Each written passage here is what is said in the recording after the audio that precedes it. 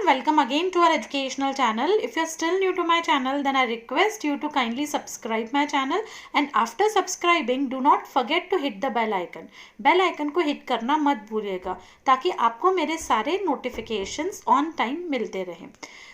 Start करते हैं आज का वीडियो जिसमें we learn appreciation of the poem from class 11th. First poem from class 11 that is 2.1 the cherry tree.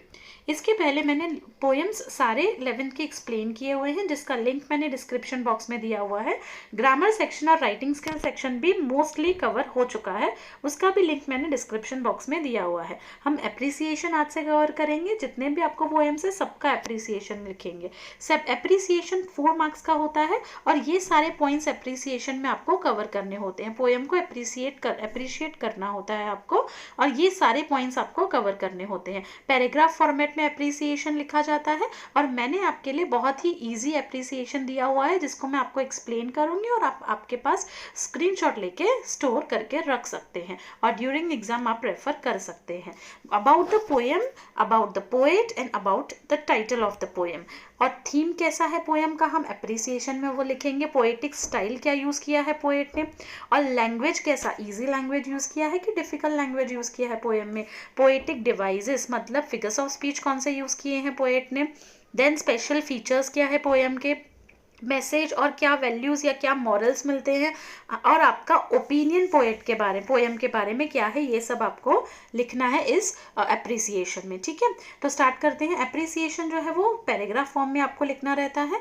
तो अगर आपको एग्जाम में पॉइंट्स दिए हैं तो वेल एंड गुड, वो पॉइंट्स पे आप पैराग्राफ बना के लिख सकते हो. अगर पॉइंट्स आपको नहीं दिए हैं तो आपको ये सारे पॉइंट्स इंक्लूड करने हैं और पैराग्राफ फॉर्मेट में आपको एप्रिसिएशन लिखना है. यहाँ पे फर्स्ट पैराग्राफ में यूजुअली हम क्या लिखेंगे, पोएम के बारे में, पोएट के बारे में और टाइटल के बारे में. तो यहाँ पे मैंने पोएम, पोएट और टाइटल के बारे में लिखा हुआ है. पोएम के बारे में मैंने लिखा है कि चेरी ट्री एक बहुत ही ब्यूटीफुल पोएम है जो रस्किन बॉन्ड ने लिखी हुई है और इसका जो टाइटल है वो खुद ही ये सजेस्ट करता है कि चेरी ट्री के बारे में ही, चेरी ट्री जो है वो सेंट्रल कैरेक्टर है, चेरी ट्री के बारे में ही पूरा पोएम लिखा गया है. और it is a nature poem, ये नेचर पोएम है, बहुत ही सिंपल पोएम है और पोएट ने बहुत ही इनोसेंट और जॉय के साथ, इनोसेंस और जॉय के साथ ब्यूटी, नेचर की ब्यूटी को एक्सप्रेस किया हुआ है. ये जो चेरी ट्री पोएम है ये पोएट जो है वो चेरी प्लांट के ऊपर बता रहे हैं कि जो उन्होंने 8 years एगो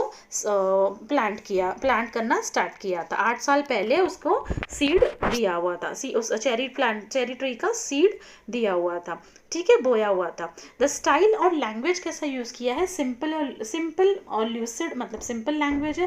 पोएटिक डिवाइसेस जो इसमें यूज़ किए गए हैं वो है alliteration, antithesis, anti climax, climax, metaphor, personification and repetition. ये सारे फिगर्स ऑफ स्पीच यूज़ किए गए हैं. तो हमने यहाँ पे किया पोएम के बारे में, पोएट के बारे में, टाइटल के बारे में, लैंग्वेज और उसके फिगर्स ऑफ स्पीच के बारे में. आप इसका स्क्रीनशॉट लेके आपके पास सेव करके रख सकते हैं. नेक्स्ट हम अभी यहाँ पे पढ़ेंगे कि हमने क्या सीखा पोएम से, क्या मैसेज मिला, क्या वैल्यू हमने सीखे और पोएम हमें कैसा लगा. और एंड देन हम पढ़ेंगे कि पोएम क्या चीज़ पे फोकस कर रहा है, सेंट्रल थीम क्या है पोएम का, ये हम इन दोनों पैराग्राफ्स में पढ़ेंगे.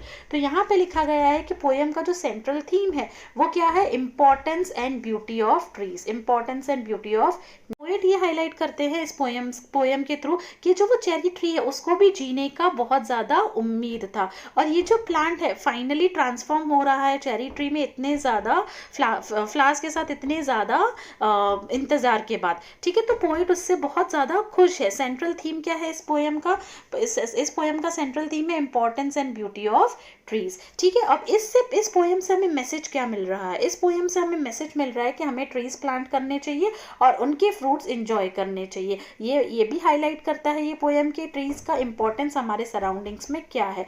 मुझे लगता है कि मुझे ये पोएम बहुत अच्छा है, एक रीड करने के लिए पोएम बहुत अच्छा है क्योंकि बहुत ही अच्छा कलरफुल पिक्चर दिखाता है एक छोटे से प्लांट का हमारे आंखों के सामने. तो ये था हमारा appreciation. Thank you so much for watching. आगे का आपको अगर कोई भी कॉन्सेप्ट सीखना है या कोई भी वीडियो आप मुझसे चाहते हो तो प्लीज़ आप मुझे कमेंट सेक्शन में कमेंट करके बता सकते हैं. I will come up with that video. Thank you so much for watching.